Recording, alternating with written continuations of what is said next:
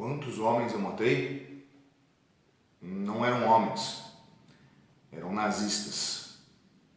309.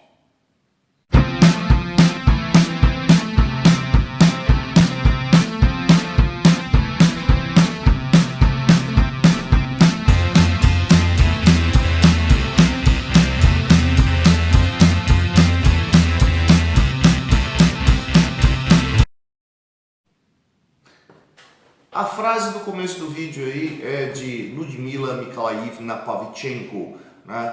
Possivelmente aí a maior sniper que tem na história da União Soviética e uma das maiores do mundo, né? Uma figura bastante importante durante a Segunda Guerra Mundial e que vai servir de instrumento de propaganda para a União Soviética durante a Guerra Fria. Vamos falar um pouco sobre a história dessa mulher importante aí, né, que é a Ludmila Pavlichenko. Né? Ela nasceu no dia 12 de julho de 1916, 12 de julho de 1916. Então percebe que ela nasceu aí um ano antes da Revolução Russa de 1917, o que é bastante importante para a gente entender quem é essa pessoa, como a mentalidade dela se construiu, como a personalidade dela se fez nesse processo revolucionário aí, né? Então, imagina que a Ludmila Pavlichenko, ela cresceu num ambiente de uma Rússia revolucionária muito jovem, muito recente, né? Então, nessa Rússia revolucionária recém-criada, a Ludmila Pavlichenko, ela obviamente vai ser inspirada e motivada a defender os ideais da revolução, né? Então, ainda na juventude dela, aí, ela vai acabar recebendo uma série de elementos de cultura, de valorização do que é esse mundo novo onde ela vive. Bom, ela nasceu numa pequena aldeia próxima à cidade de Kiev, né? E ainda bem jovem, né? Aos 14 anos, né? A família dela se mudou para Kiev e ela se associou a um clube de tiro, né? Uma prática que não é incomum na Rússia até hoje. Afinal de contas, em muitos locais da Rússia, você está falando de regiões campesinas, onde você tem áreas de caça, né? Ursos, né? Então o uso do tiro acaba sendo algo quase que cotidiano para algumas comunidades. E a Ludmila Pavlichenko vai acabar se destacando, né, nessa prática do tiro, né? Vamos dizer que quando ela se associa ao clube de tiro, né, tá com 14 anos, estamos falando então de 1920, né? Então ainda está no período do entre guerras, né? Tá longe de acontecer a Segunda Guerra Mundial, né? Então o uso do tiro para ela não era exatamente um uso de guerra, né? Então, já se aproximando da Segunda Guerra Mundial, em 1937, Ludmila entra para a universidade e ela começa a cursar um curso de História, né? Ludmila é uma colega nossa aí, né? Bom, durante o transcorrer do curso dela, ela estava já no quarto ano do curso de História. Em julho de 1941, a guerra já tinha estourado, né? Rússia e Alemanha tinham um tratado de não agressão que foi quebrado, e em julho de 41, quando os alemães invadem a União Soviética, Ludmila, né, interrompe seu curso de História e se alista voluntariamente, né, no Exército Vermelho para defender a União Soviética desse ataque da Alemanha nazista. Bom, dada a habilidade dela com tiro, rapidamente ela conseguiu ali ter algum reconhecimento, né, e foi compor um pelotão de atiradores de elite, já que a precisão dela era bastante positiva, né? Então ela, que possivelmente seria aceita primeiro como enfermeira, né, conseguiu mostrar que ela seria bem mais útil do que isso, né? Ela poderia compor esse pelotão de atiradores de elite. Com uma curiosidade importante aí, né? No Exército Vermelho existiam muitos batalhões compostos simplesmente por mulheres, né? E a Ludmila acabou compondo um desses. Não existiam muitas atiradoras mulheres, né? Mas lá estava Ludmilla se destacando, né? Então, possivelmente o uso desses pelotões femininos aí, inclusive serviam de propaganda dos socialistas diante desse mundo da guerra, né? A ideia então era mostrar, né, que dentro da União Soviética havia espaço para todos, inclusive ignorando as questões de gênero.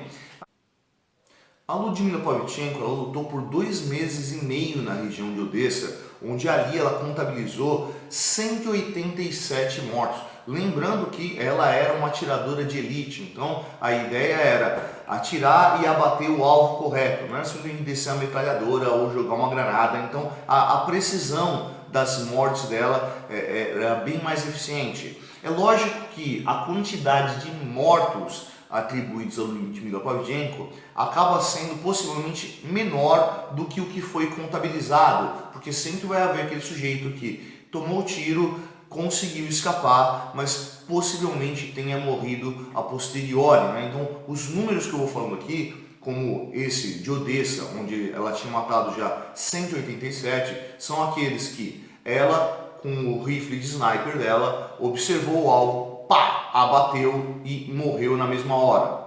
Contabilizado, né? Bom, em maio de 1942, ela já possuía título de tenente, né? Graças a essa precisão dela, essa habilidade com a arma e a eficiência dos combates, né? Ela foi sendo gradativamente promovida, né? Então, em maio de 42, ela foi condecorada por ter abatido 257 soldados alemães. Desse número de alemães, o número oficial de mortes dela, como eu falei na abertura do vídeo, chegou a 309 soldados, né? Sendo que, 309 combatentes alemães, né? Sendo que desses 309 combatentes alemães, 36 eram outros snipers e pelo menos 100 oficiais. Vê que a eficiência da Pavlichenko gerou ali uma série de baixas consideráveis dentro do exército alemão, né? Não apenas ela eliminava indivíduos dentro do exército alemão, como indivíduos bastante importantes para o conflito da guerra. Se eliminar dos 309 que ela matou, né, 1/3 era de oficiais, né? 1/3 era dos comandantes de tropa, né? E esses outros 36 eram pessoas que poderiam promover catástrofes tão grandes quanto a que ela promovia, né? Então, em maio de 42 é quando ela é condecorada por esses 277. Em junho de 42 é quando ela é retirada de combate, né? Onde fecha esse número de 309. Porque Ludmilla foi atingida por um morteiro, né? O morteiro não atingiu ela diretamente, né? Os estilhaços do morteiro acabaram gerando ferimentos nela e ela teve que ser retirada de combate, né? Então, ela acabou ficando em recuperação, né, dentro de hospitais até ela terminar o processo de cura dela, né?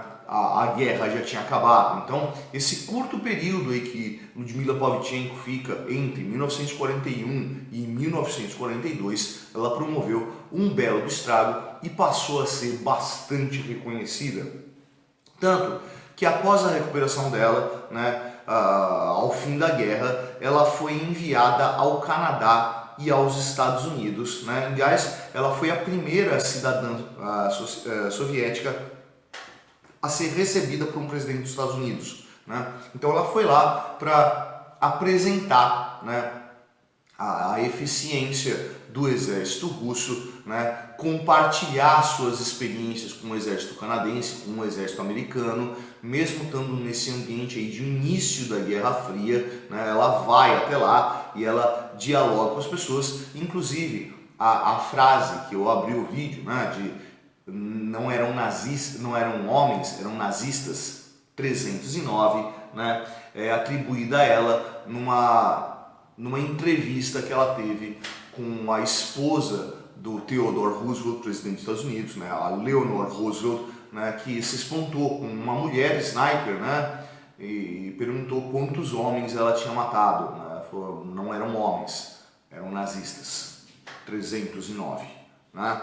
Então, quando ela retorna à União Soviética, ela retorna já com o título de major e ela vai atuar como membro do exército no treinamento de novos snipers, tanto homens quanto mulheres. Avançou durante um bom período aí nesse trabalho para o exército, mas ela retornou aos estudos dela, né, e ela se formou como historiadora. Obviamente, uma pessoa tão integrada à vida da Rússia revolucionária, né, que tanto se conectou aí a essa história da Revolução Socialista na Rússia e da importância disso para a formação da sociedade russa, o histórico de Ludmila Pavlichenko como historiadora foi no sentido da valorização dessa história nacional revolucionária, né? Então, mesmo depois da guerra, ela teve uma postura como historiadora numa defesa do seu país, o que marca ali, né, esse espírito nacionalista que identifica esse período aí das décadas de 30, 40, 50, né, onde a Ludmila desenvolve aí a sua vida pública, né? Mas a Ludmila seguiu aí no seu trabalho como historiadora, professora universitária,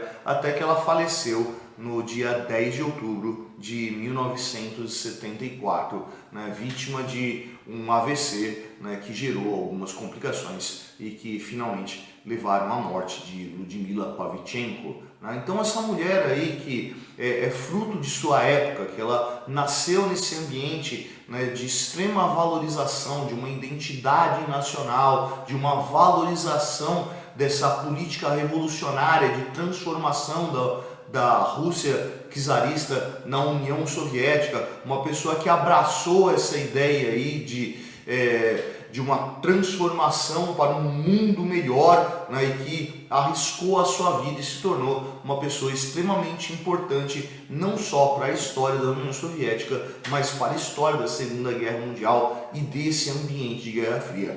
Então, essa foi Ludmila Mikhailovna Pavlichenko.